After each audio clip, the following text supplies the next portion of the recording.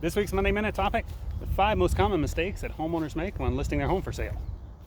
The first one, overpricing your home. When your home first comes on the market, there's a flurry of interest going around it, and if your home is overpriced, you actually may rule out some buyers that never give your home a shot.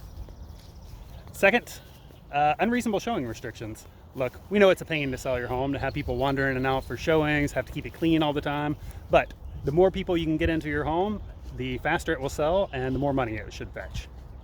3, being unwilling to negotiate price or repairs.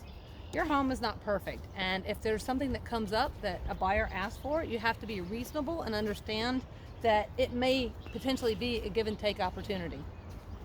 The fourth, clutter.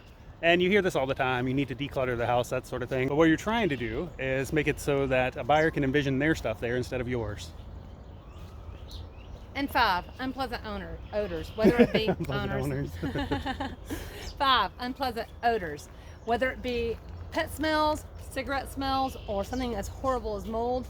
Any bad odors in the home can really truly negatively impact what bottom line you may bring in. So handle those before your house goes on the market.